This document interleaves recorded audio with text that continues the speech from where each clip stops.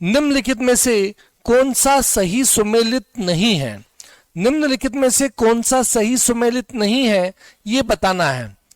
Number A option है Motilal Nehru, Nehru report, Mahatma Gandhi, Champaran आंदोलन, Subhash Chandra Bose, forward block, Mohammad Ali Jinnah, खिलाफत आंदोलन। मतलब कौन सा इनमें से सही सुमेलित विकल्प नहीं है, वहां पर आपको जाना है, वो उत्तर लगाना है। तो मैं आपको बता देता हूं, ए मोतीलाल नेहरू, नेहरू रिपोर्ट 1928, ये बिल्कुल सही सुमेलित है। मोतीलाल नेहरू ने नेहरू रिपोर्ट पेश की थी 1928 में, ये बिल्कुल सही है। दूसरा, महात्मा गांधी चंपारण आंदोलन 1917, ये भी बिल्कुल सही विकल्प है, सही सुमेलित है। इसके बाद सी सुभाष चंद्र बोस, फॉरवर्ड ब्लॉक की स्थापना सुभाष चंद्र बोस ने 1939-40 में की थी, ये भी बिल्कुल सही है। लेकिन डी ऑप्शन गलत है, ये सही सुमेलित नहीं है। और डी, आप लोगों ने जितने भी लोगों ने विकल्प लगाया है उनका आंसर सही है। मोहम्मद अली जिन्ना ने खिलाफत आंदोलन की शुरुआत नहीं की थी। खिलाफत आंदोलन 1920 में चलाया था अली बंधुओं ने। किसने? अली बंधुओं ने। हुसैन अली, मुस्तफा अली, अली बंधु दो भाई थे। इन अली बंधुओं को खिलाफत आंदोलन चलाने का श्रेय दिया जाता है 1920। तो डी इसका सही उत्तर है। ये खिलाफत आंदोलन क्या है मैं आपको बताता हूं। प्रथम विश्व युद्ध के बाद ब्रिटेन ने क्या किया था, तुर्की के खलीफा मुस्तफा कमाल पाशा, उस समय खलीफा थे। खलीफा मतलब जो मुस्लिम धर्म का सबसे बड़ा धार्मिक पदाधिकारी होता था, वो खलीफा कहलाता था। तो खलीफा का पद समाप्त कर दिया था।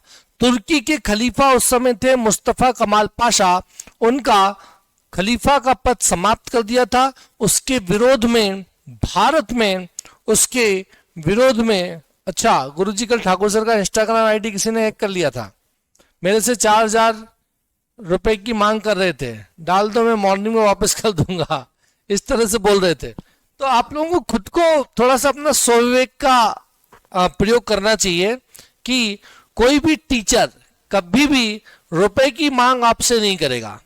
ये बात आप लोग लिख के रख लो, किसी भी परिस्थिति में कोई टीचर अपने स्टूडेंट से पैसे नहीं मांगेगा।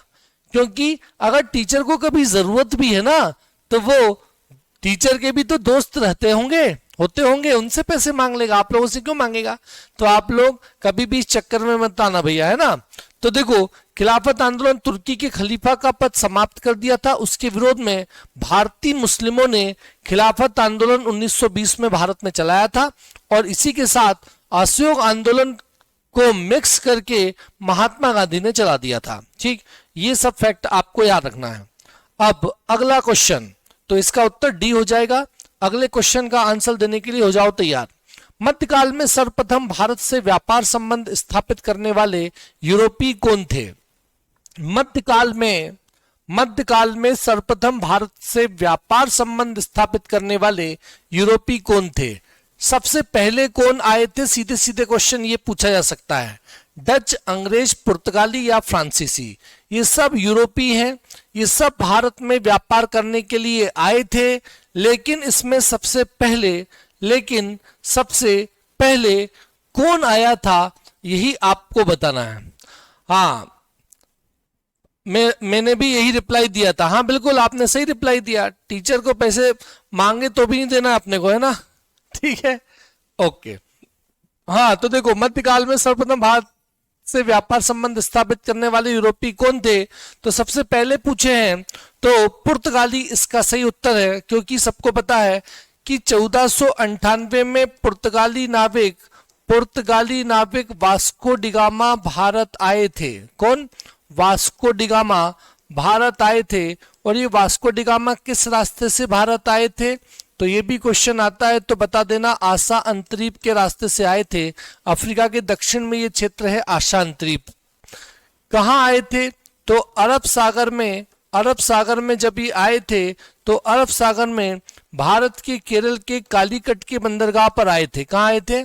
केरल के कालीकट के बंदरगाह पर आए थे। और यहाँ किसका शासन था? तो यहाँ जमोरिन वंश के शासकों का शासन था। ये भी आपको याद रखना है। बहुत सारे मसाले यहाँ पर वास्को डी गामा ने देखे। जब वापस गया तो बहुत सारे मसाले यहाँ से लेके गया और टोटल यात्रा का जितना खर्च हुआ वास्को डी गामा का, उससे कई गुना ज्यादा उसने पुर्तगाल में मसाले बेच के पैसे कमा लिए। फिर अन्य यूरोपीय भी उसके साथ में आए और धीरे धीरे मसालों के साथ साथ फिर कपड़ों का, खनिज का आदि का व्यापार करने लगे। और भारत में ये सब लोग आए और इस प्रतिस्पर्धा में, इन सब लोगों की आपसी प्रतिस्पर्धा में अंग्रेज आगे निकले और अंग्रेजों ने भारत पर लगभग 200-250 वर्षों तक शासन भी किया। ये सब फैक्ट आपको याद रखना है, ठीक है? ओके, नेक्स्ट क्वेश्चन, अगला प्रश्न जिसका उत्तर लगाने के लिए तैयार हो जाए। जब भारत को स्वतंत्रता प्राप्त हुई थी तब यूके में किस पार्टी की सत्ता थी? बहुत अच्छा प्रश्न है। भारत को जब स्वतंत्रता प्राप्त हुई थी, यानी कि 15 अगस्त 1947 की बात कर रहे हैं। 15 अगस्त 1947 को जब हमारा देश आजाद हुआ था, तब यूके में यानी कि ब्रिटेन में किस पार्टी की सरकार थी? कंजर्वेटिव पार्टी, लेबर पार्टी या लिबरल पार्टी या सोशलिस्ट पार्टी? ये आपको बताना है किसकी सरकार उस समय थी। तो मैं आप लोगों को थोड़ा स्पष्ट कर देता हूं। देखो, जब द्वितीय विश्व युद्ध चल रहा था, द्वितीय विश्व युद्ध या सेकेंड वर्ल्ड वॉर जब चल रहा था 1939 से 1945 के बीच, उस समय ब्रिटेन में कंजर्वेटिव पार्टी की सरकार थी। और कंजर्वेटिव सरकार के उस समय जो प्रधानमंत्री थे, कंजर्वेटिव सरकार के उस समय जो प्रधानमंत्री थे, उनका नाम था विंस्टन चर्चिल। क्या नाम था उनका? Winston Churchill. विंस्टन चर्चिल की नीतियों, जो कि कंजर्वेटिव पार्टी के थे, तो जो विंस्टन चर्चिल की पॉलिसीज थी, भारत के लिए उनकी जो भी नीतियां थी, उनका बहुत अधिक विरोध वहां की लेबर पार्टी ने किया था। किसने? ब्रिटेन की लेबर पार्टी ने प्रधानमंत्री विंस्टन चर्चिल का उस समय द्वितीय विश्व युद्ध जब चल रहा था बहुत विरोध किया था। कंजर्वेटिव पार्टी के थे कौन? Winston Churchill. और जब द्वितीय विश्व युद्ध समाप्त हुआ तो उसके बाद, ध्यान से सुनना, जब द्वितीय विश्व युद्ध समाप्त हुआ तो उसके बाद ब्रिटेन से इस कंजर्वेटिव पार्टी की सरकार चली गई। ब्रिटेन से कंजर्वेटिव पार्टी की सरकार चली गई और लेबर पार्टी की नई सरकार बनी। और लेबर पार्टी के नए प्रधानमंत्री बने क्लीमेंट एटली। कौन? क्लीमेंट एटली। ये जो क्लीमेंट एटली थे, ये लेबर पार्टी के प्रधानमंत्री थे। इन्हीं क्लीमेंट एटली की इच्छा से कैबिनेट मिशन भारत आया था, माउंटबेटन प्लान भारत में आया था। और इनके ही समय, क्लीमेंट एटली के ही समय हमारा देश आजाद हुआ था, हमारा देश स्वतंत्र हुआ था क्लीमेंट एटली के समय, और वो लेबर पार्टी से संबंधित थे। तो बी इसका सही उत्तर है। क्लियर हुआ? ओके, नेक्स्ट क्वेश्चन पर आ जाते हैं। उम्मीद है आप लोगों को कॉन्सेप्ट क्लियर हो रहे होंगे। निम्नलिखित में से कौन सा विकल्प बेरोजगारी के लिए उत्तरदायी नहीं है? तीव्र जनसंख्या वृद्धि। अगर जनसंख्या में वृद्धि तेजी से हो जाए, देखो सब सब्जेक्ट के क्वेश्चन मिक्स हैं, हिस्ट्री, ज्योग्राफी, पॉलिटी, इकोनॉमी। बस आप लोगों को करना यह है कि वीडियो को लाइक कर दो। पहले तो सबसे पहला काम वीडियो को लाइक करने का करना है। दूसरा काम क्वेश्चन के आंसर जरूर देना है, भले ही सही हो चाहे गलत। और तीसरा काम वीडियो की लिंक को शेयर कर देना है। और ये तीनों काम आप नहीं करोगे तो क्लास किसी भी दिन बंद हो सकती है, ठीक है? अगर क्लास कंटिन्यू चलवाना चाहते हो तो फिर ये तीनों काम आपको निश्चित तौर पर करने पड़ेंगे, ठीक है? क्योंकि अभी तो शुरुआत है, केवल दूसरा दिन है आज क्लास का। आगे में आप लोगों के लिए और भी अच्छा बेहतर कंटेंट, मैराथन क्लासेस, ये सारी चीजें वर्ग 2 के सामाजिक विज्ञान समूह वाले स्टूडेंट के लिए लाने वाला हूं, ठीक है? तो देखते हैं अगला प्रश्न, निम्नलिखित में से कौन सा विकल्प बेरोजगारी के लिए उत्तरदायी नहीं है? आप लोगों के आंसर हालांकि आने लगे हैं, बी सी डी सब तरह के उत्तर आ रहे हैं, समझ लेते हैं। मतलब बेरोजगारी कब बढ़ जाएगी, किसके कारण बेरोजगारी हो जाएगी और किसके कारण नहीं होगी, कौन सा उत्तरदायी कारण नहीं है वो हमको बताना है। तो जनसंख्या में यदि वृद्धि हो जाए तो बेरोजगारी बढ़ेगी, हाँ बिल्कुल बढ़ेगी, क्योंकि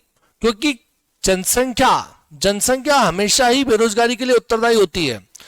कम जनसंख्या होगी तो रोजगार आसानी से मिल पाएगा, ज्यादा जनसंख्या होगी तो बेरोजगारों की संख्या भी बढ़ेगी, सीधी सी बात है। तो ये तो उत्तर नहीं होगा।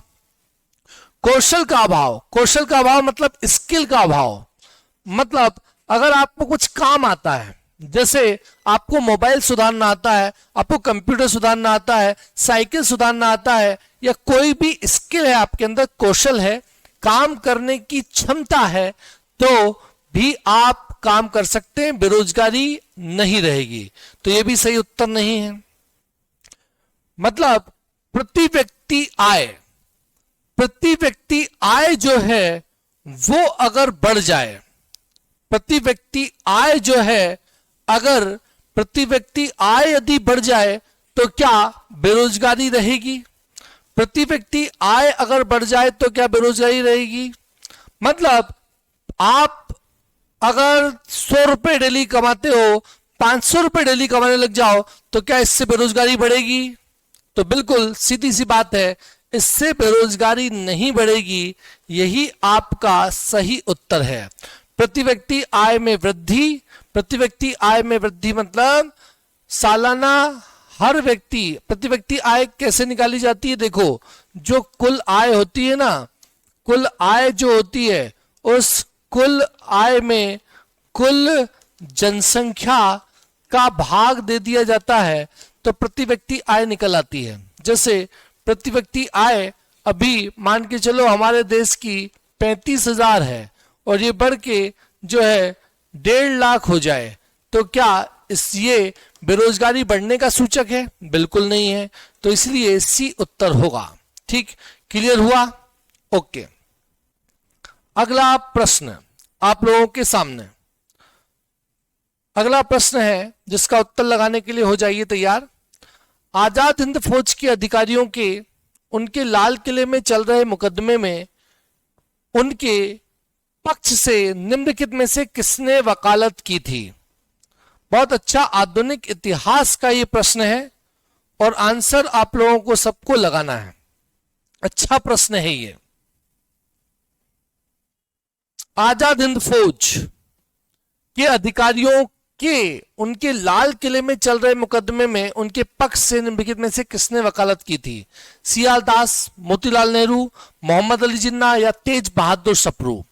पूरे मामले को समझ लेते हैं। देखो, आप लोगों को सबको पता है आजाद हिंद फौज का नेतृत्व संभाल लिया था सुभाष चंद्र बोस ने।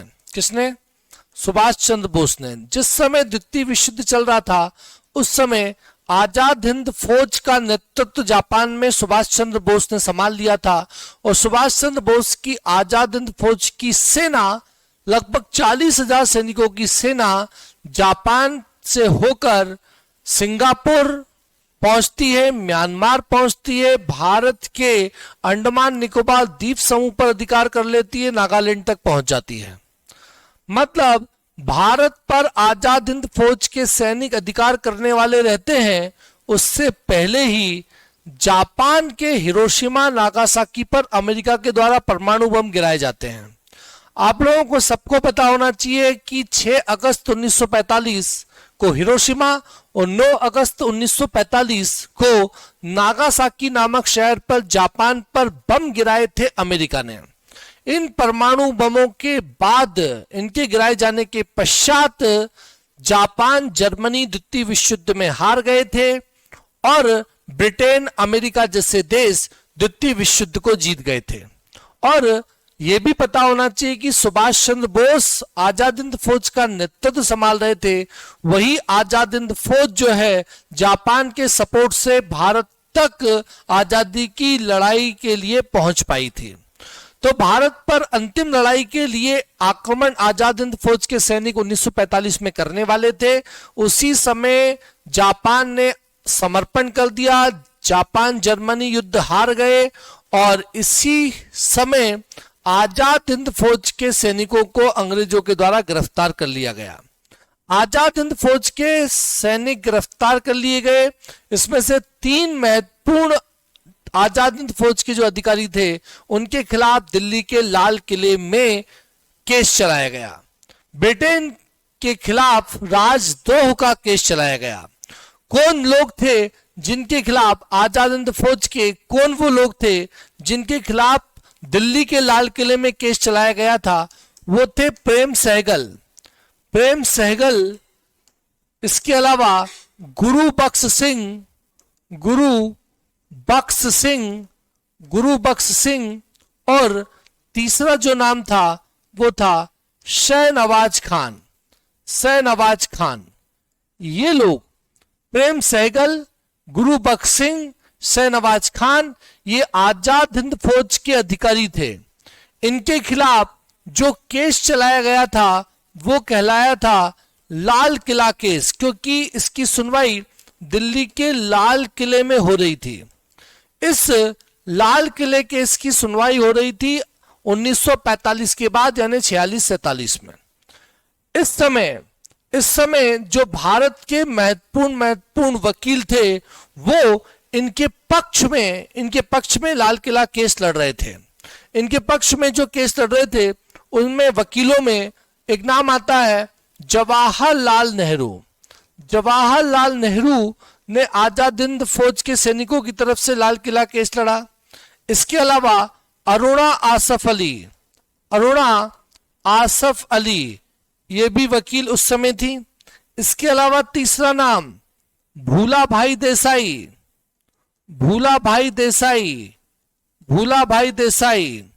चौथा नाम भूला भाई देसाई के बाद चौथा नाम वकीलों की लिस्ट में मैं आपको बताता हूं कैलाशनाथ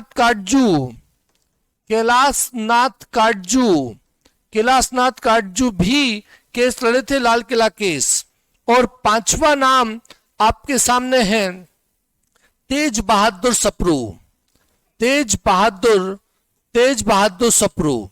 तो अब बताओ कौन लड़ा था आजाद हिंद फौज के इन सैनिकों के लिए लाल किला केस? अब सही उत्तर तक आप लोग पहुंच जाओ।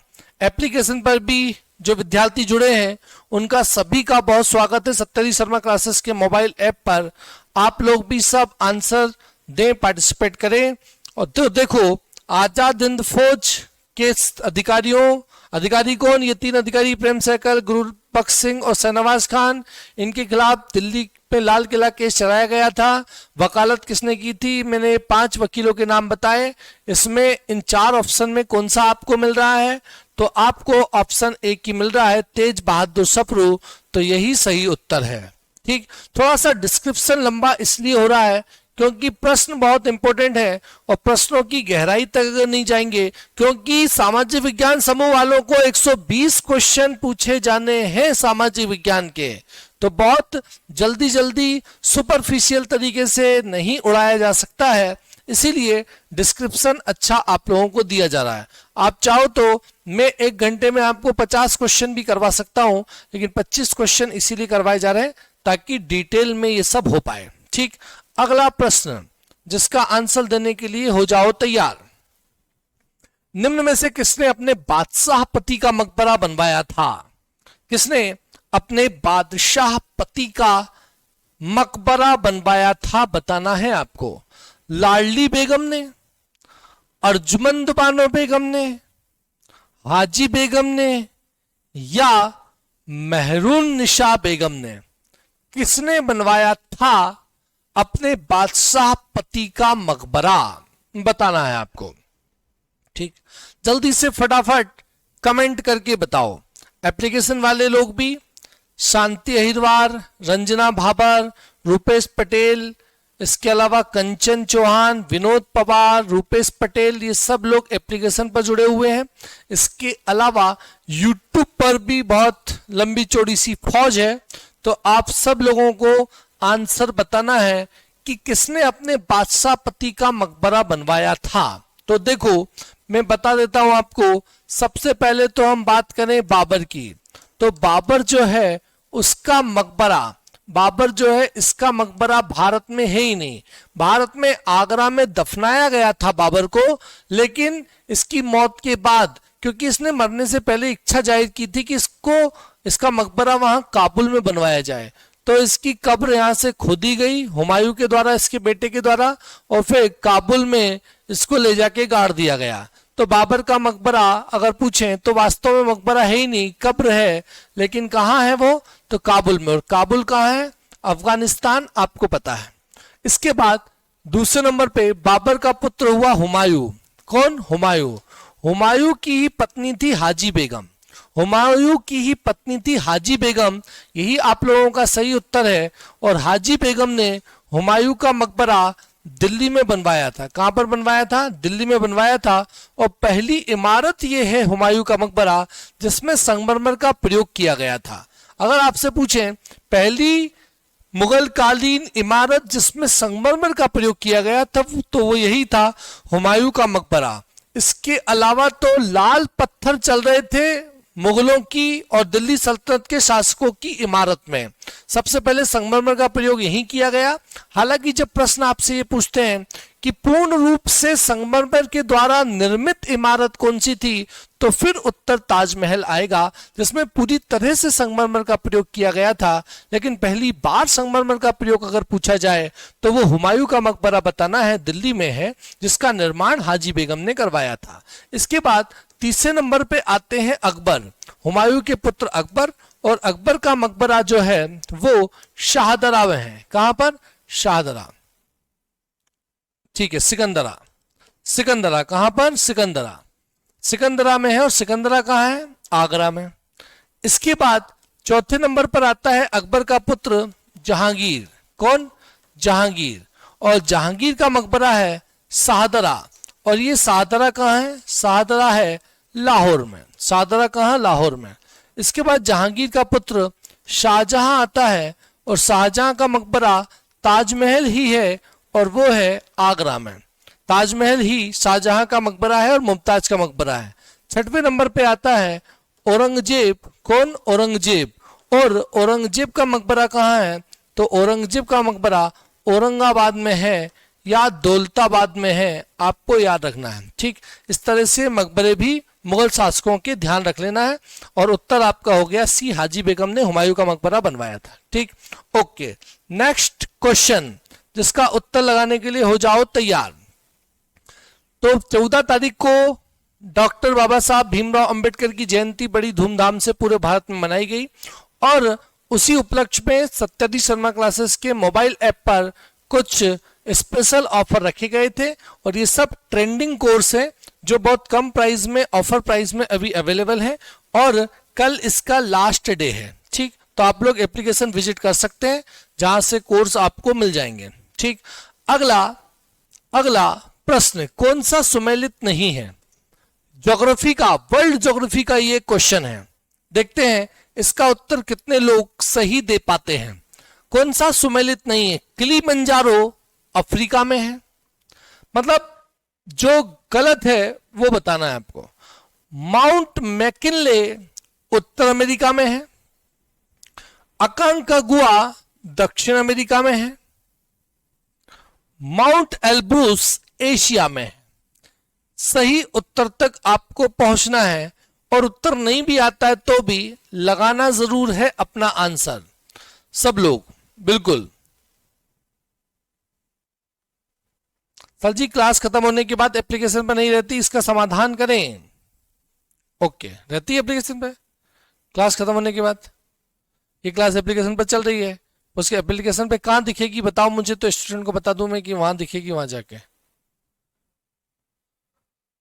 डेमो क्लास में मिलेगी। एप्लीकेशन में बताओ कहां जाके देखें। हाँ ठीक, पूछ के बताओ नहीं पता है तो। हाँ, तो मैं आपको सोल्यूशन करवाता हूं भी एप्लीकेशन वाले बंधुओं। ठीक है, हाँ इसका उत्तर लगाओ जल्दी फटाफट। हाँ तो देखो मैं बता देता हूं, इसका आंसर पहले बता देता हूं मैं आपको, फिर आगे एक्सप्लेन करता हूं। वर्ल्ड का मैप भी अपने साथ में आ जाएगा। माउंट एल्ब्रुस जो है ये एशिया में नहीं है। माउंट एल्ब्रुस कहाँ है इसको समझो। ये आप लोगों के सामने वर्ल्ड मैप है, इसमें मैं क्लियर आपको कर देता हूं। देखो ये जो आपको दिख रहा है नीले कलर का, ये है एशिया महाद्वीप। कौन सा महाद्वीप? नीले कलर का जो महाद्वीप आपको दिख रहा है, सबसे बड़ा महाद्वीप है ये एशिया महाद्वीप है। कौन सा महाद्वीप है? एशिया महाद्वीप। एशिया महाद्वीप से ही लगा हुआ है यूरोप।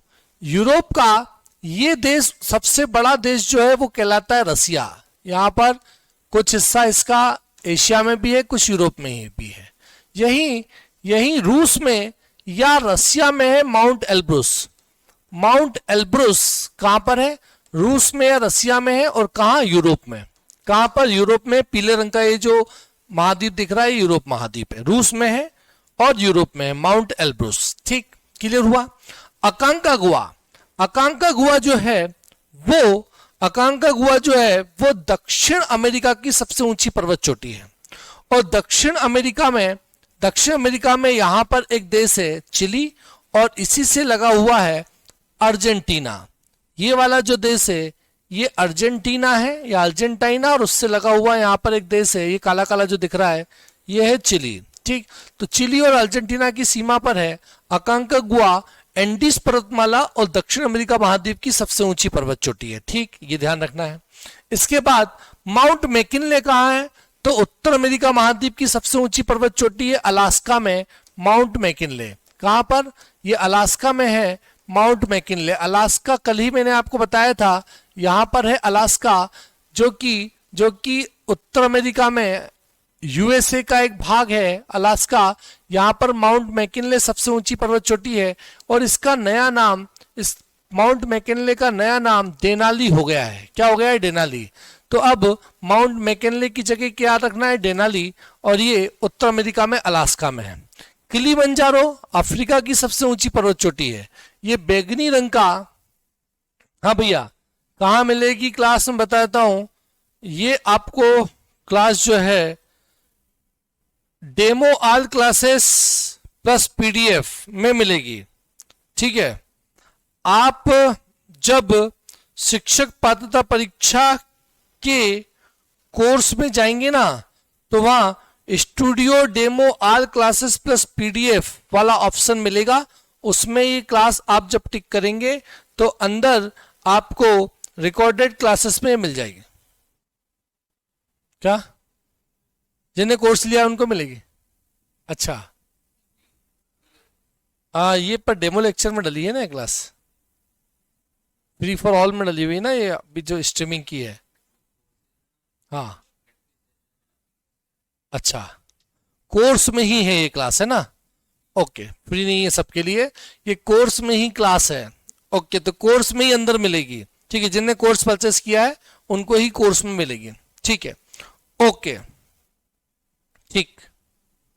हाँ, तो देखो यहां डेनाली किसका नाम हो गया है? माउंट मैकिनले का। अलास्का की सबसे ऊंची, उत्तर अमेरिका की सबसे ऊंची पर्वत चोटी है माउंट मैकिनले, पुराना नाम नया डेनाली।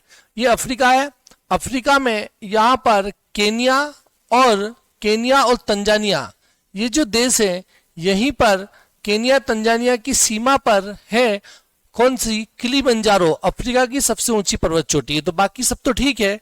माउंट एल्ब्रुस एशिया में ना होकर यूरोप में है, ध्यान रखना है। ओके, नेक्स्ट क्वेश्चन, अगला प्रश्न जिसका उत्तर आप लोगों को लगाना है। प्रश्न है उल्का क्या है? यह भी ब्रह्मांड से संबंधित एक क्वेश्चन है, ज्योग्राफी का ही पार्ट है, जल्दी से उत्तर लगाओ। उल्का क्या है? तीव्र गति से चलता हुआ तारा है उल्का, या फिर बाह्य अंतरिक्ष से पृथ्वी के वायुमंडल में प्रविष्ट हुए द्रव का अंश है उल्का, या फिर तारामंडल का भाग है उल्का, या पुच्छल तारा है उल्का? क्या है उल्का? जल्दी उत्तर लगाओ फटाफट। जो लोग नए हैं वो वीडियो को लाइक कर दें, चैनल को सब्सक्राइब कर लें। शिक्षक पात्रता परीक्षा वर्ग 2 सामाजिक विज्ञान समूह की क्लास चल रही है।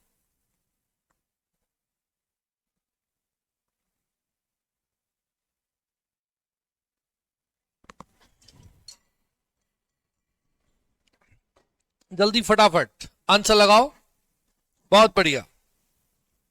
हाँ तो देखो, उल्का क्या है ये पूछा गया है।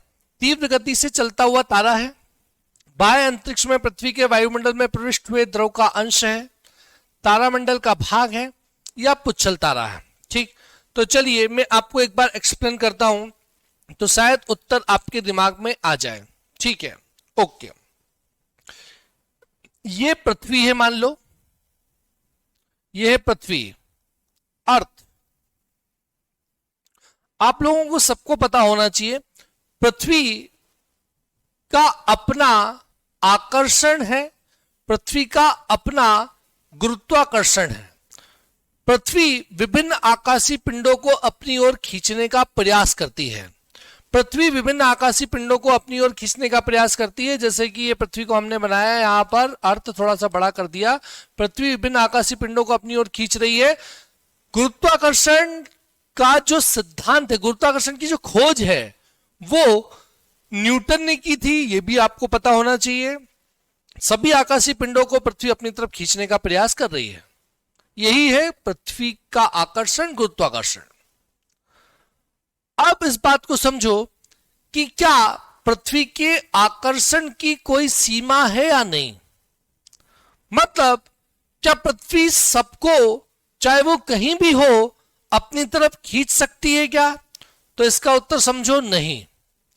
अगर कोई कहीं भी है, कैसा भी है, उसको यदि पृथ्वी अपनी तरफ खींचने की क्षमता रखती तो पृथ्वी चंद्रमा को भी खींच लेती, पृथ्वी सूरज को भी अपनी तरफ खींच लेती।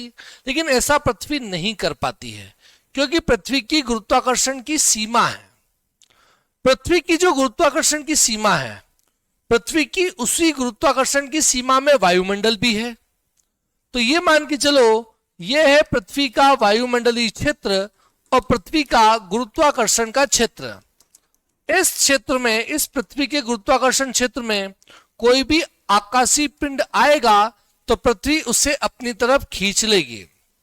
तो अब ब्रह्मांड में तमाम जो आकाशीय पिंड ठोस अवस्था में, द्रव अवस्था में और अलग अलग अवस्थाओं में घूम रहे हैं, उनमें से अंतरिक्ष का कोई आकाशीय पिंड जब पृथ्वी के गुरुत्वाकर्षण क्षेत्र में प्रवेश करता है तो पृथ्वी क्या करती है?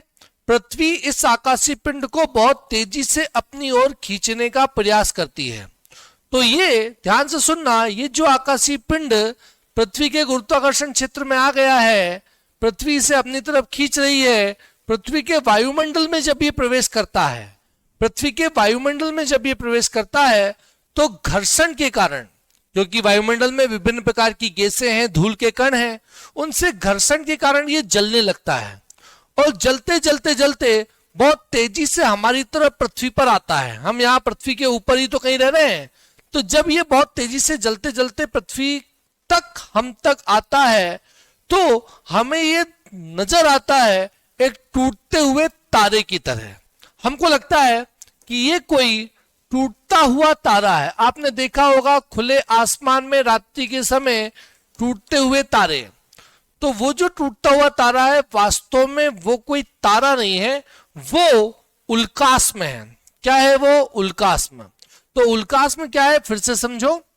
जब पृथ्वी के गुरुत्वाकर्षण क्षेत्र में कोई आकाशीय पिंड आता है तो पृथ्वी उसे अपनी तरफ आकर्षित करती है। वो पृथ्वी के वायुमंडल में विभिन्न गैसों, धूल के प्रभाव के कारण, घर्षण के कारण जलने लगता है। जलते जलते पृथ्वी की तरफ आता है और रास्ते में ही जल के भस्म हो जाता है, खत्म हो जाता है।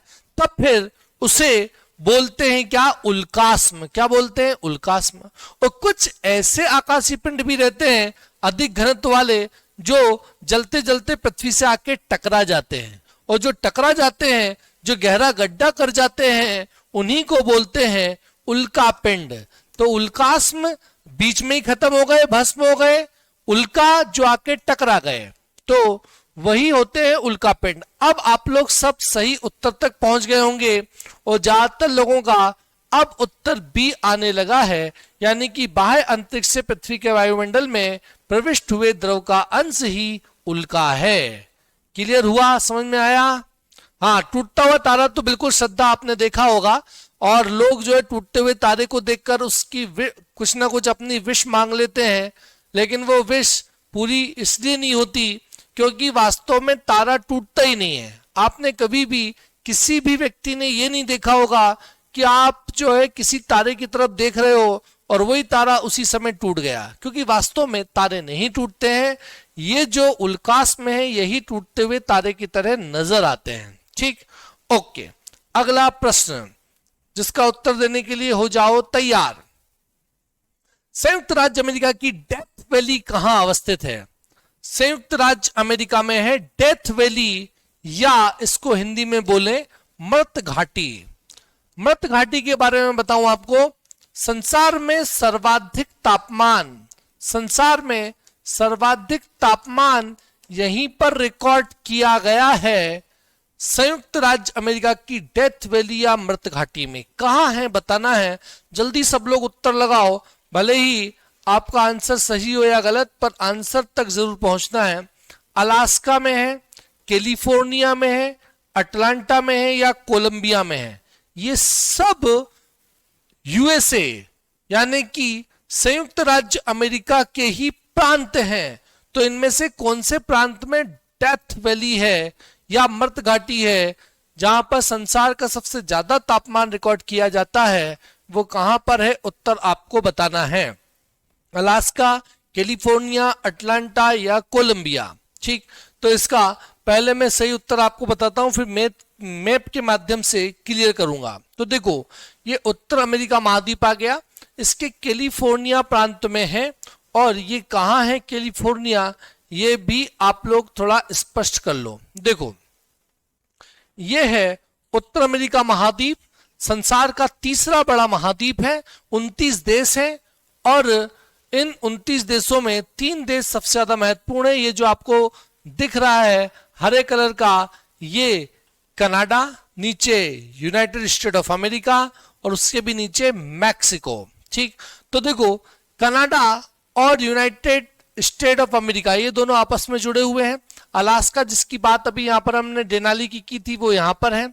ये जो यूनाइटेड स्टेट ऑफ अमेरिका है इसमें 50 प्रांत हैं। इनमें जो यहां पर उत्तर अमेरिका में, यूएसए में, पश्चिम में और पश्चिम दक्षिण में यहां पर है कैलिफोर्निया। कौन सा प्रांत? कैलिफोर्निया प्रांत। देख लेना यहां पर कैलिफोर्निया है। कैलिफोर्निया बहुत ज्यादा फेमस है हॉलीवुड के लिए। लॉस एंजल्स शहर सुना है आपने? लॉस एंजल, ये लॉस एंजल शहर जो है जिसे हॉलीवुड सिटी बोलते हैं, हॉलीवुड सिटी, संसार की हॉलीवुड सिटी जो है लॉस एंजल को बोला जाता है, ये कैलिफोर्निया प्रांत में ही है। और इसी कैलिफोर्निया प्रांत में है डेथ वैली। क्या इसी कैलिफोर्निया प्रांत में है अमेरिका की डेथ वैली, जहां पर सबसे ज्यादा तापमान रिकॉर्ड किया जाता है। क्लियर हुआ? ओके, बहुत बढ़िया, समझ गए आप। नेक्स्ट क्वेश्चन पर आ जाएं। अगले प्रश्न का उत्तर दो। भारतीय नागरिकता नहीं प्राप्त की जा सकती जन्म से, देशीकरण से, किसी भूभाग के अर्जन के द्वारा, किसी भारतीय बैंक में धन जमा करके।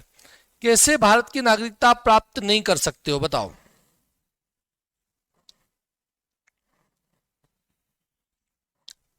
बिल्कुल, सिलिकॉन वैली बैंक जो हाल ही में दिवालिया हो गया, कैलिफोर्निया की था। बिल्कुल ठीक।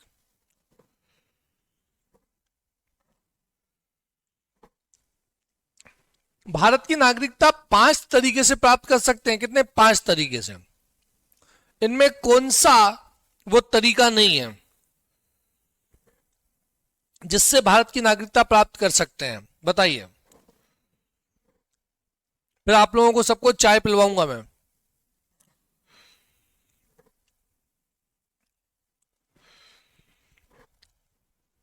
बहुत बढ़िया। भारत के संविधान में नागरिकता संबंधी प्रावधान, भारत के संविधान में नागरिकता संबंधी प्रावधान जो है वो भाग 2 में। भारत के संविधान का भाग 2 का नाम ही क्या है? नागरिकता, जिसमें अनुच्छेद नंबर 5 से लेकर 11 तक है। इसमें स्पष्ट दिया गया है कि 5 तरीके से भारत की नागरिकता प्राप्त कर सकते हैं। नंबर 1, जन्म से। जन्म से मतलब आपका जन्म भारत में ही हुआ, भारत के भूभाग में ही जन्म हुआ तो आप जन्म से भारत के नागरिक हो गए, ठीक, बशर्ते कि आपके माता पिता दोनों या दोनों में से कोई एक भारत का नागरिक उस समय हो। विदेश से कोई आया जोड़ा और भारत में जन्म ले लिया बच्चा, तो फिर वो नागरिक है क्या भारत का? नहीं, ठीक। तो जन्म से। दूसरा, वंशानुक्रम से। वंशानुक्रम मतलब आप विदेश में आपका जन्म हुआ, भले ही भारत में नहीं हुआ, विदेश में हुआ, लेकिन विदेश में आपके जन्म के समय आपके माता पिता दोनों या दोनों में से कोई एक भारत का नागरिक उस समय था, तो भी आपको भारत की नागरिकता मिल जाएगी, दो तरीके से। हाँ, आप लोगों ने तो जन्म से ही नागरिकता ली, आपने कौन सी परीक्षा पास करी भारत की नागरिकता लेने के लिए? जन्म से ही नागरिकता आप लोगों को मिल गई। दूसरा, वंशानुक्रम से। तीसरा, पंजीकरण से। पंजीकरण यानी कि रजिस्ट्रेशन, 5 साल भारत में हो गए और वाजिब कारण बता के नागरिकता ले सकते हैं। 10 साल भारत में हो गए हैं, देशीकरण से नागरिकता ले सकते हैं। और पांचवा, भूअर्जन। भूअर्जन से मतलब जैसे आप रह रहे हो नेपाल में रह रहे हो आप वर्तमान में, लेकिन भारत का नेपाल पर कब्जा हो गया और भारत देश ने नेपाल को अपने देश में शामिल कर लिया। तो आप नेपाल में रह रहे थे, लेकिन भारत ने अधिकार कर लिया है ना नेपाल पर, तो अपने आप ही आप भारत के नागरिक हो जाओगे। तो अब बताओ, ये 5 तरीकों में किसी भारतीय बैंक से धन जमा करके वाला ऑप्शन आया क्या? नहीं आया, मतलब डी ऑप्शन सही है। इस तरह से भारत की नागरिकता नहीं ली जा सकती, इन 5 तरीके से ली जा सकती है, ठीक, क्लियर। अगला प्रश्न जिसका उत्तर लगाओ। मोना लोआ एक सक्रिय ज्वालामुखी है, कहां स्थित है मोना लोआ? बताओ भैया, मोना लोआ कहां पे? चाय मंगा ले, ऑफलाइन में अभी बैठे होते ना आप लोग, तो निश्चित तौर पे चाय पी लेते।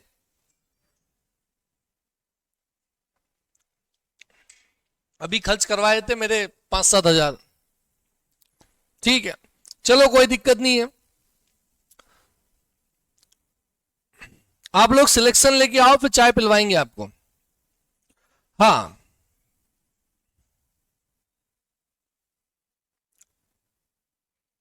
बहुत बढ़िया। हाँ, तो क्वेश्चन है, मोना लोआ एक सक्रिय ज्वालामुखी पर्वत है, कहां पर है? अलास्का में, हवाई द्वीप पे, इटली में कि जापान में? तो देखो, आज तो अमेरिका ज्यादा आ रहा है, उत्तर अमेरिका फिर आ गया। देख लो, उत्तर अमेरिका में ही बता देता हूं मैं आपको। उत्तर अमेरिका महाद्वीप में मैंने आपको बताया था, ध्यान से सुनना, उत्तर अमेरिका महाद्वीप में मैंने आपको बताया था, उत्तर अमेरिका महाद्वीप में 29 देश हैं, तीसरा बड़ा महाद्वीप है, संसार का सबसे पावरफुल, सबसे शक्तिशाली देश है ये USA, United state of America, जिसमें 50 प्रांत है, अभी मैंने आपको बताया। यह अमेरिका की मुख्य भूमि है। मुख्य भूमि समझते हो? मुख्य भूमि, यह अमेरिका की मुख्य भूमि है। जैसे भारत की मुख्य भूमि में अंडमान निकोबार द्वीप समूह, लक्षद्वीप समूह शामिल नहीं है, वो द्वीप समूह अलग है, मुख्य भूमि से अलग। तो ये अमेरिका की मुख्य भूमि है, 50 प्रांत हैं इसमें। ये अलास्का देखो उसी कलर का है जिस कलर का यहाँ यूएसए है, कनाडा के बगल में अलास्का, पर इस कनाडा के कलर का नहीं बनाया अलास्का को यूएसए के कलर का बनाया। इसका मतलब ये कि अलास्का यूएसए का सबसे बड़ा प्रांत है। अगर आपसे पूछें कि यूएसए का सबसे बड़ा प्रांत कौन सा है, तो वो अलास्का है, ठीक, याद रखना। अलास्का पे बहुत बात हो गई है आज, तो ये याद रखना ही है आपको, ठीक। इसके बाद अगर पूछा जाए कि ऐसे कितने प्रांत हैं अमेरिका के जो मुख्य भूमि से दूर हैं, तो यूएसए के 2 प्रांत ऐसे हैं, अमेरिका के 2 प्रांत ऐसे हैं जो मुख्य भूमि से दूर हैं। एक तो अलास्का, अमेरिका का एक तो अलास्का मुख्य भूमि से दूर है, ये रही मुख्य भूमि, इससे दूर है ये। और एक है दूसरा हवाई द्वीप। कौन सा? हवाई द्वीप। हवाई द्वीप या हवाईयन द्वीप कहां है? तो देखो, उत्तर अमेरिका के इस तरफ तो अटलांटिक महासागर है। कौन सा महासागर? अटलांटिक महासागर। और इधर पश्चिम में है प्रशांत महासागर। कौन सा महासागर? प्रशांत महासागर। यह प्रशांत महासागर में ही छोटा सा द्वीप है जिसका नाम है हवाई द्वीप। ये अमेरिका का ही एक प्रांत है और इसका सबसे महत्वपूर्ण शहर है होनोलुलु। आपने सुना होगा होनोलुलु। होनोलुलु कहाँ है? तो हवाई द्वीप पर ही है होनोलुलु। और ये जो हवाई द्वीप है ना, प्रशांत महासागर में है, अमेरिका का एक प्रांत है, और इसे प्रशांत महासागर का चौराहा बोलते हैं। क्या बोलते हैं इसको? प्रशांत महासागर का चौराहा। क्या बोलते हैं इसको? हवाई द्वीप को ही बोलते हैं प्रशांत महासागर का चौराहा। प्रशांत महासागर का चौराहा किसको बोलते हैं? हवाई द्वीप को। अमेरिका का मुख्य भूमि से दूर प्रशांत महासागर में एक द्वीप है, और यहीं पर है यहीं पर है मोना लोआ। यहीं पर है मोना लोआ, एक सक्रिय ज्वालामुखी पर्वत। तो हवाई द्वीप इसका सही उत्तर हो जाएगा। क्या उत्तर हो जाएगा? हवाई द्वीप इसका सही उत्तर हो जाएगा। अगले प्रश्न पर आ जाओ। राणा प्रताप सागर जल विद्युत गृह कहां स्थापित है? ऑफलाइन में आपका कहना है कि एक दिन मैराथन की क्लास लगवा दें। बिल्कुल आजाद यादव जी, लगवा देंगे ऑफलाइन में मैराथन की क्लास। कौन से सब्जेक्ट की लगवानी है आपको? उसी सब्जेक्ट की लगवा दूंगा मैं।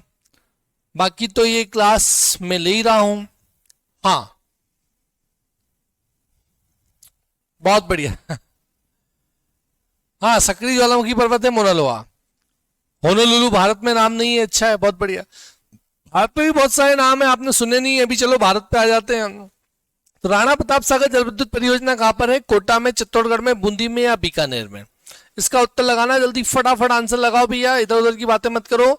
टाइम अपने पास बहुत कम है, टाइम की भारी कमी है, इसलिए टाइम को बचाते हुए उत्तर सटासट लगाना है।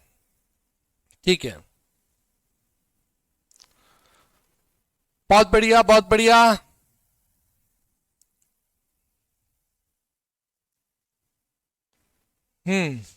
अच्छा, वर्ग 2 तीनों सब्जेक्ट की मैराथन लगवा दें।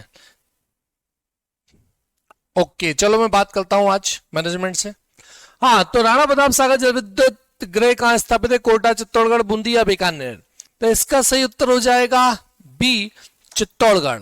बी, चित्तौड़गढ़ इसका सही उत्तर हो जाएगा। चलिए, इसको अगर एक्सप्लेन देखना चाहते हैं तो मैं यहां पर मैप के माध्यम से आपको कवर कर देता हूं, समझा देता हूं, समझ लो। मध्य प्रदेश की दूसरी बड़ी नदी है चंबल नदी। मध्य प्रदेश की दूसरी बड़ी नदी कौन सी है? चंबल नदी। याद रखना, मध्य प्रदेश की दूसरी बड़ी नदी है चंबल, और सबसे बड़ी नदी जो है वो है नर्मदा। तो ये चंबल नदी जो है, इसकी कुल लंबाई 965 किलोमीटर है। चंबल नदी का उद्गम मध्य प्रदेश में इंदौर में महू की जाना पाव पहाड़ी से होता है, और ये चंबल नदी धार से होकर इंदौर से उज्जैन पहुंचती है, उज्जैन से रतलाम, रतलाम से मंदसौर। अब जैसे ही मंदसौर पहुंचती है ना, मंदसौर में भानपुरा तहसील में इस पर एक बांध बना हुआ है जिसका नाम है गांधी सागर बांध, और ये मध्य प्रदेश का पहला बांध है और मध्य प्रदेश की पहली बहुउद्देशीय नदी घाटी परियोजना चंबल नदी घाटी परियोजना है, याद रखना है। ये जो गांधी सागर बांध है ना, यहां पर 115 मेगावाट विद्युत का उत्पादन होता है। यहां पर जो जल विद्युत केंद्र है, यहां तक बात समझ में आई। अब आगे की बात सुनो। तो मंदसौर से चंबल नदी आगे नीमच होते हुए पहुंचती है राजस्थान। कहां पहुंचती? राजस्थान। और राजस्थान में आता है चित्तौड़गढ़, और चित्तौड़गढ़ में ही है राणा प्रताप सागर बांध। और यहां राणा प्रताप सागर बांध पर भी एक जल विद्युत केंद्र का निर्माण हुआ है, और यहां 172 मेगावाट विद्युत का उत्पादन होता है, याद रखना है आपको। ये जो राणा प्रताप सागर परियोजना है, ये मध्य प्रदेश राजस्थान की संयुक्त परियोजना है, ये भी ध्यान रखना है। आगे चंबल नदी पहुंचती है कोटा। कहां पहुंचती है? कोटा। और कोटा में जवाहर सागर बांध, कोटा में चंबल नदी पर जवाहर सागर बांध है, जहां 99 मेगावाट विद्युत का उत्पादन होता है, जहां पर जल विद्युत केंद्र का निर्माण है। यहां से आगे जवाहर सागर से होते हुए चंबल नदी बूंदी होते हुए पहुंचती है श्योपुर की बाउंड्री पर, मुरैना की बाउंड्री पर बहती है, राजस्थान मध्य प्रदेश के बीच की बाउंड्री बनाती है, सबसे ज्यादा बीहड़ों का निर्माण करती है, डाकुओं की शरण स्थली है, और भिंड से होकर इटावा में यमुना नदी में जाकर मिल जाती है। इटावा में यमुना नदी में जाके मिल जाती है, यमुना नदी प्रयागराज में गंगा नदी में जाकर मिल जाती है, और गंगा नदी आके जाकर बंगाल की खाड़ी में मिल जाती है। ठीक, इतनी बात क्लियर हुई। तो ये जवाहर सागर बांध परियोजना कोटा में है, राणा प्रताप सागर बांध परियोजना चित्तौड़गढ़ में है, गांधी सागर परियोजना कहां पर है, ये मंदसौर में है। गांधी सागर बांध परियोजना में 115 मेगावाट विद्युत का उत्पादन होता है, राणा प्रताप सागर बांध परियोजना में 172 मेगावाट विद्युत का उत्पादन होता है, और यहाँ पर जवाहर सागर बांध परियोजना जो है इसमें 99 मेगावाट विद्युत का उत्पादन होता है। और ये मध्य प्रदेश राजस्थान की संयुक्त परियोजनाएं हैं, याद रखना है। ठीक है, ये सब फैक्ट ध्यान रखना है आपको। आ जाओ अगले क्वेश्चन पर। उससे पहले RAEOSADO RHEO जिनका एग्रीकल्चर बीएससी है, एमएससी है, उन लोगों के लिए स्पेशल जो है कोर्स है, सी सेट का स्पेशल कोर्स मध्य प्रदेश में सर्वश्रेष्ठ मार्गदर्शन सत्यार्थी शर्मा क्लासेस से मिलता है। सी सेट का 15 जुलाई को एग्जाम है, 30 जुलाई तक की वैलिडिटी है, और अभी ऑफर में मात्र 499 में दिया जा रहा है। जो भी आपके परिचित हैं एग्रीकल्चर बीएससी वाले, उनको ये कोर्स आप दिलवा सकते हैं। नेक्स्ट क्वेश्चन, भारत के राज्यों में कौन सा राज्य चावल का प्रति हेक्टेयर सर्वाधिक उत्पादन करता है? चावल का प्रति हेक्टेयर सर्वाधिक उत्पादन कौन करता है, ये बताना है। जल्दी फटाफट उत्तर लगाओ। पश्चिम बंगाल, पंजाब, उत्तराखंड या आंध्र प्रदेश? चावल का प्रति हेक्टेयर सर्वाधिक उत्पादन कहां होता है? तो मैं बता दूं आपको, भारत की अगर पूछा जाए प्रमुख खाद्यान्न फसल कौन सी है, अगर पूछा जाए भारत की प्रमुख खाद्यान्न फसल, अगर पूछा जाए भारत की प्रमुख खाद्यान्न फसल, क्या पूछा जाए, भारत की प्रमुख खाद्यान्न फसल कौन सी है, तो क्या उत्तर बताओगे? तो भारत की प्रमुख खाद्यान्न फसल गेहूं है या चावल? तो याद रखना, भारत की प्रमुख खाद्यान्न फसल गेहूं नहीं है, भारत की प्रमुख खाद्यान्न फसल चावल है। ठीक है, ध्यान रखना है आपको। ज्यादातर लोगों के आपके जो उत्तर लगा रहे हैं, आपको मुझे बताते हुए बड़ा दुख हो रहा है कि आपका उत्तर गलत है। आप लोग के जो आंसर आ रहे हैं, तो सभी लोगों के, मैक्सिमम लोगों के आंसर जो हैं वो गलत हैं। ठीक है, सुन लो, भारत की प्रमुख खाद्यान्न फसल चावल है। केंद्रीय चावल अनुसंधान केंद्र, केंद्रीय चावल अनुसंधान केंद्र जो है, याद रखें, केंद्रीय चावल अनुसंधान केंद्र कटक उड़ीसा में है। कहां पर है? कटक उड़ीसा में केंद्रीय चावल अनुसंधान केंद्र है। अगर आपसे पूछा जाए कि सर्वाधिक उत्पादन चावल का कहां होता है, सर्वाधिक उत्पादन चावल का कहां होता है, तो आपको बताना है सर्वाधिक उत्पादन चावल का पश्चिम बंगाल में होता है। कहां पर होता है? पश्चिम बंगाल में होता है। पश्चिम बंगाल में सर्वाधिक उत्पादन होता है, ये बात बिल्कुल ठीक है। ये तो आपने बताया ही था सर, हमने यही तो बताया था, फिर आप हमारा गलत क्यों बता रहे हो? इससे गलत बता रहा हूं क्योंकि ये नहीं पूछा कि सर्वाधिक उत्पादन कहां होता है। प्रति हेक्टेयर सर्वाधिक उत्पादन, यानी कम एरिया में ज्यादा उत्पादन कहां होता है, तो फिर इसका सही उत्तर है बी, पंजाब। प्रति हेक्टेयर सर्वाधिक उत्पादन पंजाब में होता है भैया। प्रति हेक्टेयर, प्रति हेक्टेयर अगर पूछा जाए ना, प्रति हेक्टेयर सर्वाधिक उत्पादन कहां होता है, तो पंजाब में प्रति हेक्टेयर उत्पादन सबसे ज्यादा होता है चावल का। याद रखना है मेरे भैयों। ठीक है, ओके। शुभम सर इकोनॉमी क्यों नहीं पढ़ा रहे हैं? बहुत अच्छा पढ़ाते हैं, बहुत अच्छा पढ़ाते हैं, तो पढ़ाएंगे क्यों नहीं पढ़ाएंगे?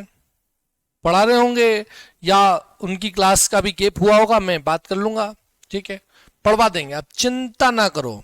सभी टीचर अच्छा पढ़ाते हैं सत्यार्थी शर्मा क्लासेस में।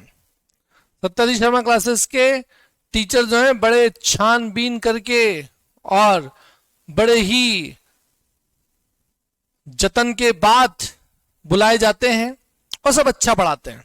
ठीक है, ओके। समाज विज्ञान की ऑफलाइन क्लास लगवा दूंगा आजा। ठीक है, ओके, क्लियर हुआ।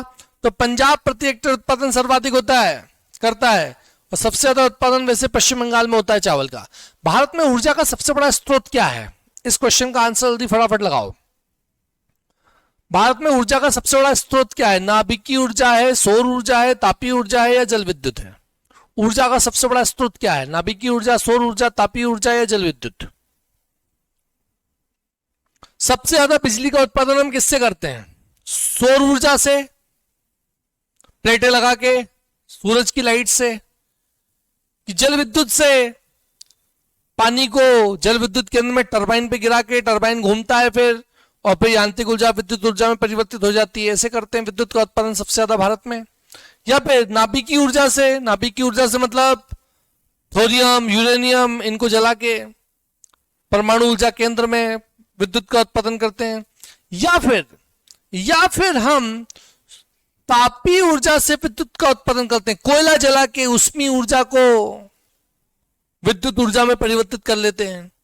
तो इसका सही उत्तर जो होगा, ध्यान से सब लोग सुन लो, सी, तापीय ऊर्जा।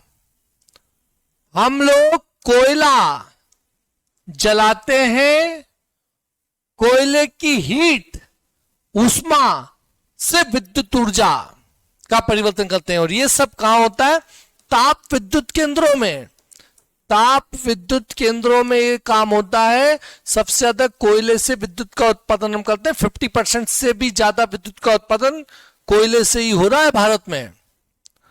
कोयला जब समाप्त हो जाएगा तब फिर अन्य विकल्प धीरे धीरे हम तलाशेंगे और तलाश रहे हैं, लेकिन तापीय ऊर्जा या कोयले से विद्युत का उत्पादन ही सबसे ज्यादा हो रहा है, ध्यान रखना है। ठीक है, ओके, तो सी इसका सही उत्तर हो जाएगा। प्रश्न बहुत अच्छे हैं, उत्तर सबको लगाना है सोच समझ के, और अपना उत्तर लगाना है, किसी का कट कॉपी पेस्ट नहीं करना है। ओके, किसी राज्य के राज्यपाल द्वारा जारी ऑर्डिनेंस का अनुमोदन किसके द्वारा होना आवश्यक है? राष्ट्रपति द्वारा, राज्य की विधायिका द्वारा, राज्य के मंत्रियों की काउंसिल द्वारा, या उपयुक्त में से कोई नहीं। किसी राज्य के राज्यपाल द्वारा जारी ऑर्डिनेंस का अनुमोदन किसके द्वारा होना आवश्यक है, यह पूछा गया है। प्रश्न को समझो और फिर सही उत्तर तक पहुंचो। तो आप में से कितने लोग जो हैं वो ऑर्डिनेंस जानते हैं? ऑर्डिनेंस क्या होता है? ऑर्डिनेंस, इसको ऑर्डिनेंस को स्पष्ट कर देता हूं। इसको हिंदी में बोलते हैं अध्यादेश। क्या बोलते हैं? अध्यादेश। और यह अध्यादेश जारी करने की शक्ति राष्ट्रपति को संविधान के अनुच्छेद 123 में है और राज्यपाल को अनुच्छेद नंबर 213 में है। अध्यादेश जारी करने की शक्ति, दोनों के मैंने अनुच्छेद बता दिए। अब आप लोगों का उत्तर आ रहा है ए ए ए ए ए, सबका गलत उत्तर है। बी भी आ रहा है, किसी का ए भी आ रहा है। फिर परीक्षा में प्रश्न आते हैं, पेपर बिगाड़ के आ जाते हो, फिर कहते हो कि बहुत कठिन प्रश्न आ रहे हैं। सरल प्रश्न होते हैं, आप लोगों से बनते नहीं है, कहते हो कठिन है। किसी राज्य के राज्यपाल द्वारा जारी ऑर्डिनेंस का अनुमोदन किसके द्वारा किया जा सकता है? इसका उत्तर राष्ट्रपति कैसे हो सकता है मेरे भैया? स्पष्ट लिख रहे हैं प्रश्न में, किसी राज्य के राज्यपाल के द्वारा ऑर्डिनेंस अनुमोदन किसके द्वारा होना आवश्यक है, यह प्रश्न पूछा जा रहा है।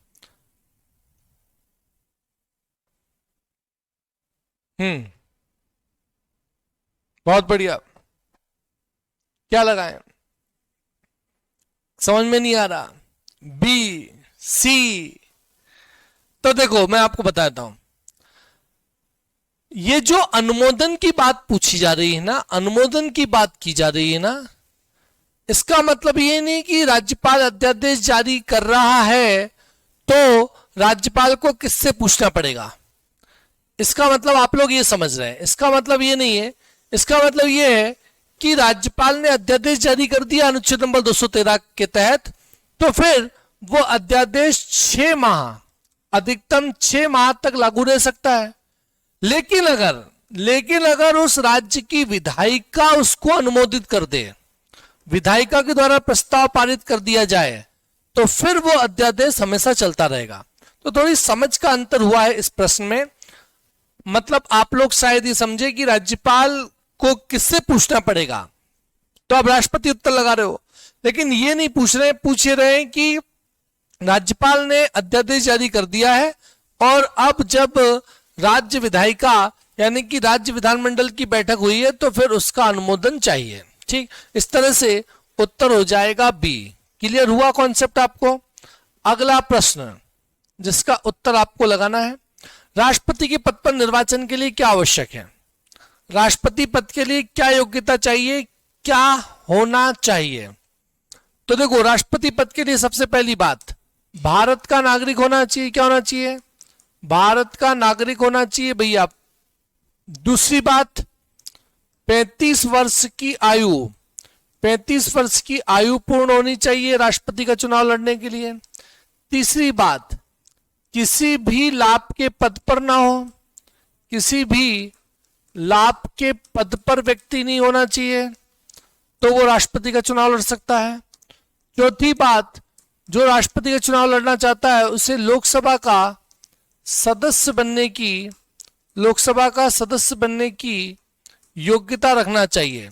लोकसभा का सदस्य बनने की उसको योग्यता रखना चाहिए। लोकसभा का सदस्य हो ऐसा जरूरी नहीं है, पर सदस्य बनने की योग्यता होनी चाहिए।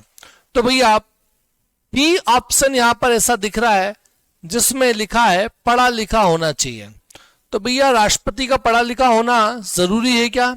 तो मैं आपको बता दूं, भारत में राजनीतिक पदों पर कहीं भी पढ़ा लिखा होने की मान्यता नहीं कही गई है। बस कहीं कहीं नगरीय स्थानीय निकायों के चुनाव में जरूर 8वीं पास 5वीं पास की बात कही गई। बाकी प्रधानमंत्री, राष्ट्रपति, मंत्री, विधायक, इनके लिए कहीं भी पढ़ा लिखा होने की योग्यता नहीं है।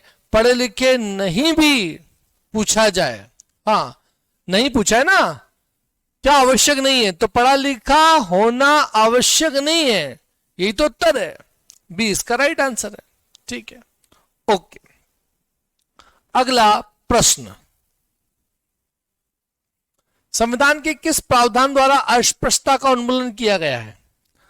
अस्पृश्यता का उन्मूलन किया गया है अनुच्छेद 14, अनुच्छेद 21, अनुच्छेद 17, अनुच्छेद 19। अस्पृश्यता मतलब छुआछूत अस्पृश्यता को निषेध किया गया है कहां? तो भारत के संविधान का जो भाग 3 है जिसमें मौलिक अधिकार का वर्णन है, इस मौलिक अधिकार में आप लोगों को सबको पता होना चाहिए 6 मौलिक अधिकार हैं, और इन 6 मौलिक अधिकारों में सबसे पहला जो मौलिक अधिकार है वो है समानता का अधिकार। कौन सा? समानता का अधिकार सबसे पहला मौलिक अधिकार है, और इस समानता के मौलिक अधिकार का वर्णन है अनुच्छेद नंबर 14 से लेकर 18 तक। इसमें जो अनुच्छेद नंबर 17 है, इस अनुच्छेद नंबर 17 में स्पष्ट लिखा हुआ है अस्पृश्यता का अंत। क्या लिखा हुआ है? अस्पृश्यता का अंत, यानी कि छुआछूत का अंत। यानी कि अगर छुआछूत संबंधी निर्योग्यता किसी पर लादी जाती है तो वो कानूनन अपराध है। तो इसके लिए अनुच्छेद कौन सा याद रखना है आपको? 17, अस्पृश्यता का अंत, अनुच्छेद नंबर 17। ठीक, समानता के अधिकार के तहत मौलिक अधिकार में यह दिया गया है। अगला प्रश्न, उत्तर लगाने के लिए हो जाओ तैयार। प्रश्न है, प्रथम गोलमेज सम्मेलन के बारे में निम्नलिखित में से कौन सा एक कथन सही नहीं है? 3 गोलमेज सम्मेलन हुए थे। 1930 में हुआ था एक, 1931 में हुआ था, 1932 में हुआ था। तो कौन सा कथन सही नहीं है? 1930 में हुआ था पहला गोलमेज सम्मेलन, ये तो सही है। इसे साइमन कमीशन की रिपोर्ट पर चर्चा करने के लिए आयोजित किया गया था, ये भी बात सही है। इसका आयोजन लंदन में हुआ था, ये भी बात सही है। इसमें कांग्रेस प्रतिनिधिमंडल ने भाग लिया था, ये बात बिल्कुल गलत है, क्योंकि कांग्रेस प्रतिनिधिमंडल ने केवल दूसरे गोलमेज सम्मेलन में 1931 में भाग लिया था, और कांग्रेस की तरफ से इसमें भाग लिया था गांधी जी ने। किसने? गांधी जी ने। इस तरह से जो लास्ट ऑप्शन है वही गलत होगा। तीनों गोलमेज सम्मेलन में भाग लिया था डॉक्टर भीमराव अंबेडकर साहब ने और तेज बहादुर सप्रू जी ने। ठीक है, ओके, तो डी इसका सही उत्तर हो जाएगा, बिल्कुल ठीक। अगला प्रश्न, ई बुक कंटेंट है भैया 49 में अवेलेबल है। सारी बुक सामाजिक विज्ञान समूह की भी किताबें हैं, इसमें ले सकते हैं, मोबाइल में देख सकते हैं, पढ़ सकते हैं, प्रिंट भी निकाल सकते हैं, डाउनलोड कर सकते हैं। निम्नलिखित में से भारतीय संविधान के किस अनुच्छेद का प्रयोग अभी तक नहीं किया गया? ऐसा कौन सा अनुच्छेद है जिसका प्रयोग करने की नौबत ही नहीं आई? अनुच्छेद नंबर 55। इसमें क्या है? अनुच्छेद नंबर 55 में तो राष्ट्रपति के निर्वाचन की प्रक्रिया है। क्या है? राष्ट्रपति के निर्वाचन यानी कि चुनाव की प्रक्रिया है अनुच्छेद नंबर 55 में। तो इसका प्रयोग अभी तक किया कि नहीं किया है? इसका प्रयोग तो हर 5 साल में राष्ट्रपति का चुनाव करते हैं हम लोग इसी प्रक्रिया से। अनुच्छेद नंबर 352 में क्या है? इसमें राष्ट्रीय आपात है। क्या है? राष्ट्रीय आपात। तो अभी तक राष्ट्रीय आपात लगाया कि नहीं लगाया? लगाया। हमने पहली बार 1962 में चीन से युद्ध हो गया था, 1971 में पाकिस्तान से युद्ध हो गया था, 1975 में आंतरिक अशांति के आधार पर। अनुच्छेद नंबर 356 में क्या है? राष्ट्रपति शासन। तो राष्ट्रपति शासन तो हम कई बार अलग अलग राज्यों में लगा चुके हैं। अनुच्छेद 360 में क्या है? वित्तीय आपात। क्या? वित्तीय आपात। वित्तीय आपात मतलब अगर राष्ट्रपति को यह संज्ञान हो जाए कि भारत में आर्थिक संकट है, भारत विदेशी कर्ज में डूब गया है, आयात निर्यात भुगतान संतुलन बिगड़ गया है, तो ऐसी किसी भी परिस्थिति में राष्ट्रपति पूरे देश में वित्तीय आपात लगाने की स्थिति में रहता है अनुच्छेद नंबर 360 के तहत। तो वित्तीय आपात भारत में अभी तक लगा है क्या? वित्तीय आपात अभी तक लगा है क्या? तो नहीं लगा है अभी तक वित्तीय आपात भारत में। आंसर नंबर डी इसका है, जिसका प्रयोग इस अनुच्छेद का कभी किया ही नहीं गया। ठीक, ओके। नेक्स्ट क्वेश्चन, 15वें वित्त आयोग के अध्यक्ष कौन है? 15वां वित्त आयोग 2021 से 2025 तक के लिए जिसकी अनुशंसाएं हैं, उस 15वें वित्त आयोग का अध्यक्ष कौन है? केसी नियोगी, वाईपी रेड्डी, एनके सिंह या उपरोक्त में से कोई नहीं। तो मैं आप लोगों को बता देता हूं। देखो क्या हुआ था, भारत के संविधान का जो अनुच्छेद नंबर 280 है, इसमें उल्लेख है वित्त आयोग का। इसमें क्या उल्लेख है? वित्त आयोग का। कौन से अनुच्छेद में? 280 में। कई बार पूछा गया है ये। इसमें कहा गया अनुच्छेद नंबर 280 में कि केंद्र और राज्यों के बीच करों के बंटवारे को लेकर एक सलाहकारी संगठन वित्त आयोग का गठन 5 साल के लिए किया जा सकता है और वित्त आयोग के अध्यक्ष और सदस्यों की नियुक्ति राष्ट्रपति के द्वारा की जाएगी। तो पहली बार 1951 से 1956 के लिए जो वित्त आयोग यानी कि प्रथम वित्त आयोग का गठन किया गया था, उस प्रथम वित्त आयोग के अध्यक्ष बनाए गए थे केसी नियोगी। कौन बनाए गए थे? केसी नियोगी। आपको याद रखना है। वर्तमान में 15वां वित्त आयोग चल रहा है जिसके अध्यक्ष है एनके सिंह, नरेश कुमार सिंह। एनके सिंह इसका सही उत्तर है। जो 14वां वित्त आयोग था ना, उसके अध्यक्ष थे वाईपी रेड्डी और प्रथम वित्त आयोग के अध्यक्ष थे केसी नियोगी। ये ध्यान रखना है। तो सी इसका सही उत्तर हो जाएगा। नेक्स्ट क्वेश्चन जिसका उत्तर आप लोगों को देना है, प्रश्न है, भारत में निम्न में से कौन राजकोषीय नीति का निर्धारण करता है? कौन राजकोषीय नीति बनाता है? 2 तरह की पॉलिसी होती है, याद रखना। एक तो राजकोषीय नीति यानी कि फिस्कल पॉलिसी, और दूसरी होती है मौद्रिक नीति यानी कि मॉनेटरी पॉलिसी। तो जो मॉनेटरी पॉलिसी है, फिस्कल नीति है, वो बनाता है आरबीआई, जिसमें आप देखते हैं सीआरआर का निर्धारण कौन करता है? एसएलआर का निर्धारण कौन करता है? रेपो रेट आपने सुना होगा, रेपो रेट का निर्धारण कौन करता है? रिवर्स रेपो रेट का निर्धारण कौन करता है? तो ये सब मौद्रिक नीति का निर्धारण करता है आरबीआई।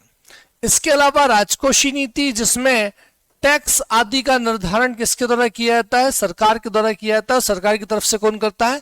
वित्त मंत्रालय।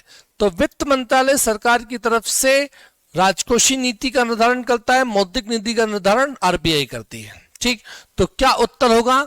उत्तर आप में से ज्यादातर लोग बी लगा रहे हैं, लेकिन याद रखें वित्त आयोग, अभी मैंने आपको बताया, वित्त आयोग 5 साल के लिए सलाहकारी आयोग गठित किया जाता है, जिसका काम, वित्त आयोग का काम केंद्र और राज्यों के बीच करों के बंटवारे को लेकर सरकार को सलाह देना है। फिर से सुन लो एक बार, वित्त आयोग का काम केंद्र और राज्यों के बीच करों के बंटवारे को लेकर सरकार को सलाह देना है। सलाह देना है, सलाह मानी भी जा सकती है, नहीं भी।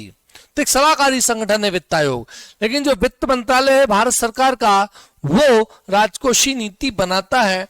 तो ए सही उत्तर होगा, याद रखना है आप लोगों को। क्या सही उत्तर होगा? ए। अगला प्रश्न,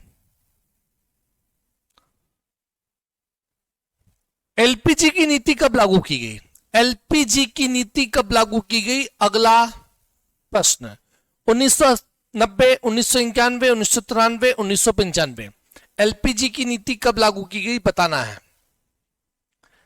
एलपीजी का मतलब क्या? एलपीजी का अर्थ क्या होता है, ये पता है आपको? एलपीजी का क्या अर्थ होता है? तो भैया एलपीजी का अर्थ लिक्विड पेट्रोलियम गैस वाला अर्थ नहीं निकालना है यहां पर। यहां पर एलपीजी में एल का मतलब आपको निकालना है लिबरलाइजेशन। लिबरलाइजेशन का मतलब उदारीकरण। पी मतलब प्राइवेटाइजेशन। प्राइवेटाइजेशन मतलब निजीकरण। और जी मतलब ग्लोबलाइजेशन। और ग्लोबलाइजेशन का मतलब वैश्वीकरण। तो जब 1991 में पीवी नरसिम्हा राव की सरकार बनी थी, जब 1991 में पीवी नरसिम्हा राव प्रधानमंत्री बने थे, उस समय वित्त मंत्री बने थे डॉक्टर मनमोहन सिंह। कौन? डॉक्टर मनमोहन सिंह उस समय वित्त मंत्री बने थे, केंद्रीय वित्त मंत्री। और इन्हीं के प्रयासों से एलपीजी की नीति लागू की गई थी, जिसमें उद्योगों के लिए उदारीकरण की नीति अपनाई गई थी। मतलब कि सरकार ने कठोर नियमों को आसान बना दिया था उद्योग स्थापित करने के लिए। सभी क्षेत्रों में, अधिकांश क्षेत्रों में निजी क्षेत्र को बढ़ावा दिया था उद्योग स्थापित करने के लिए, निजीकरण की नीति अपनाई थी। और वैश्वीकरण मतलब विदेशी कंपनियों को भी भारत में आने के लिए निमंत्रण दिया था, उनके लिए अनुकूल दशाएं यहां पर बनाने का प्रयास किया गया था भारत में, जिसका फायदा भी भारत को मिला। आज भी इसी एलपीजी की नीति के रास्ते पर भारत सरकार चल रही है।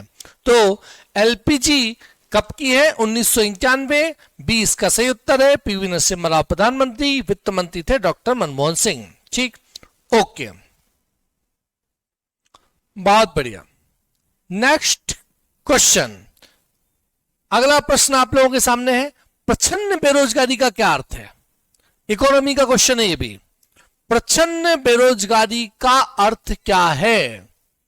तकनीकी के परिवर्तन में उत्पन्न बेरोजगारी, श्रम की उत्पादकता का कम होना, श्रम की सीमांत उत्पादकता शून्य होना, या बड़ी तादाद में लोगों का बेरोजगार रहना। प्रच्छन्न बेरोजगारी का क्या मतलब है? प्रच्छन्न बेरोजगारी क्या? प्रच्छन्न बेरोजगारी मतलब, प्रच्छन्न बेरोजगारी वो जो दिखती ना हो, बेरोजगारी हो लेकिन दिखे नहीं, ऐसी बेरोजगारी जिसमें अगर कुछ लोगों को वहां से हटा दिया जाए तो उत्पादन पर नकारात्मक प्रभाव ना पड़ता हो, ऐसी बेरोजगारी प्रच्छन्न बेरोजगारी कहलाती है। तो भैया तकनीकी के परिवर्तन से उत्पन्न बेरोजगारी प्रच्छन्न बेरोजगारी, क्या मतलब? जैसे मान के चलो कि अभी आजकल उपयोग कर रहे हैं आप लोग कल्टीवेटर का, वो कल्टीवेटर बनाने वाले लोग जो रोजगार से लगे हुए हैं, वो कल्टीवेटर बंद हो जाए तो वो बेरोजगार हो जाएंगे, क्या ये प्रच्छन्न बेरोजगारी है? जैसे मान के चलो कि अभी जो है कुछ लोग उपयोग कर रहे हैं ये डिजिटल बोर्ड का, और डिजिटल बोर्ड की जगह नया बोर्ड पढ़ाने के लिए आ जाए तो इस डिजिटल बोर्ड से लगे हुए लोग बेरोजगार हो जाएंगे, क्या ये प्रच्छन्न बेरोजगारी है क्या? तो मैं बताऊं ये प्रच्छन्न बेरोजगारी नहीं है। इससे बेरोजगारी तो होती है पर ये प्रच्छन्न बेरोजगारी का उदाहरण नहीं है। श्रम की उत्पादकता का कम होना मतलब कि उत्पादन कम हो जाना क्या प्रच्छन्न बेरोजगारी का अर्थ है? ये भी नहीं है। श्रम का सीमांत उत्पादकता शून्य होना, ये सही उत्तर है। कैसे, इसको समझो। मतलब ऐसी बेरोजगारी जिसमें बेरोजगार को पता ही ना हो कि वो बेरोजगार है, वो प्रच्छन्न बेरोजगारी कहलाती है। और इस तरह की बेरोजगारी भारतीय कृषि में, मतलब खेती में, ये बेरोजगारी विशेष तौर पर भारत में देखने को मिलती है। इसको हम बहुत आसानी से प्रच्छन्न बेरोजगारी को ऐसे समझ सकते हैं, जैसे मान के चलो कि 4 लोग या 4 भाई जो हैं वो मिलकर 20 एकड़ जमीन को कर रहे हैं। कितनी एकड़ जमीन को? 20 एकड़ जमीन को। और 100 क्विंटल जो है 100 क्विंटल उत्पादन हो रहा है। ठीक, अब ये 4 में से 2 भाइयों को हटा दिया जाए और 2 ही भाई मिलके अगर 20 एकड़ जमीन पर उत्पादन करें और अगर 100 एकड़ उत्पादन ही वापस हो जाए, सॉरी 100 क्विंटल उत्पादन ही हो जाए, तो इसका मतलब ये कि ये जो दो लोग एक्स्ट्रा काम में लगे हुए थे जिनके हटने से उत्पादन पर कोई नकारात्मक प्रभाव नहीं पड़ा, तो ये जो दो लोग थे ये वास्तव में थे बेरोजगार, लेकिन इनको पता नहीं था कि ये बेरोजगार हैं। तो इसका सही उत्तर क्या हो जाएगा? श्रम की सीमांत उत्पादकता शून्य होना। क्लियर हुआ? समझ में आया आपको प्रच्छन्न बेरोजगारी? ठीक है, अब आते हैं अगले प्रश्न पर।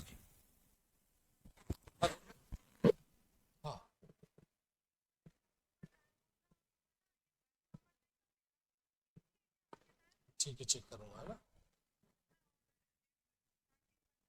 ठीक है, ओके।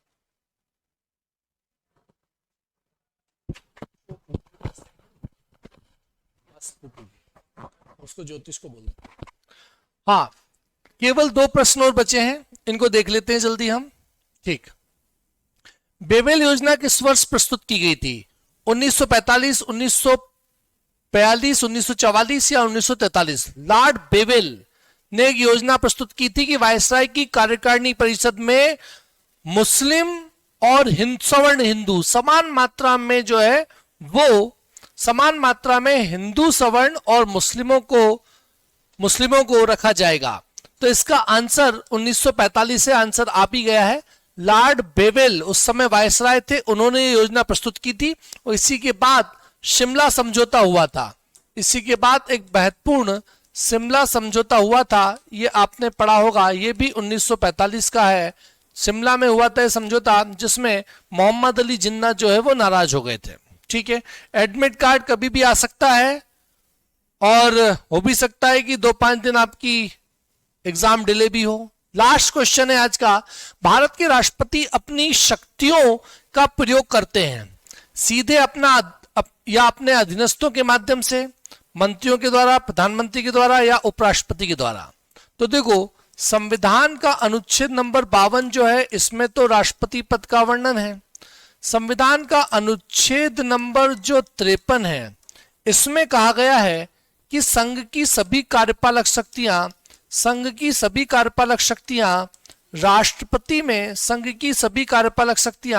राष्ट्रपति में निहित होंगी और इन शक्तियों का प्रयोग राष्ट्रपति स्वयं करेगा या अपने अधीनस्थों के माध्यम से करेगा। तो राष्ट्रपति के अधीनस्थ कौन है? तो देखो, राष्ट्रपति के अधीनस्थ एक तो पूरी मंत्रिमंडल के सदस्य हैं, पूरे मंत्रिपरिषद के सदस्य हैं। इसके अलावा भारत के सीएजी, इसके अलावा आपने सुना होगा महान्यायवादी, इसके अलावा जो है आप देखते हैं निर्वाचन आयोग के अध्यक्ष सदस्य, ये सब राष्ट्रपति के अधीनस्थ हैं। तो राष्ट्रपति या तो सीधे अपनी शक्तियों का प्रयोग करता है या अपने अधीनस्थों के माध्यम से करता है। ये इसका सही उत्तर है। ये सब भी अधीनस्थ तो है राष्ट्रपति के, लेकिन राष्ट्रपति सीधे भी अपनी शक्तियों का प्रयोग कर सकता है और अपने अधीनस्थों के माध्यम से भी कर सकता है। इनके अतिरिक्त भी राष्ट्रपति के अधीनस्थ होते हैं। ठीक है, तो ये इसका सही उत्तर है। तो इसी तरह से डेली आप लोगों को 2 बजे इस क्लास में शामिल होना है। सामान्य अध्ययन की क्लास रात को 9 बजे भी रहती है। आप लोगों से सबसे अनुरोध रहेगा, सामाजिक विज्ञान समूह वाले रात को 9 बजे भी क्लास के साथ जुड़ सकते हैं। वो भी आप लोगों के लिए समान रूप से इंपॉर्टेंट क्लास रहती है। तो रात को 9 बजे फिर मिलते हैं और जब भी आप क्लास में उपस्थित हो उससे पहले वीडियो की लिंक को जरूर शेयर किया करें और जो नए लोग हैं चैनल को सब्सक्राइब कर लें, वीडियो को लाइक करें। बहुत बहुत धन्यवाद, थैंक यू वेरी मच। मिलते हैं रात को 9 बजे। जय हिंद, भारत माता की जय।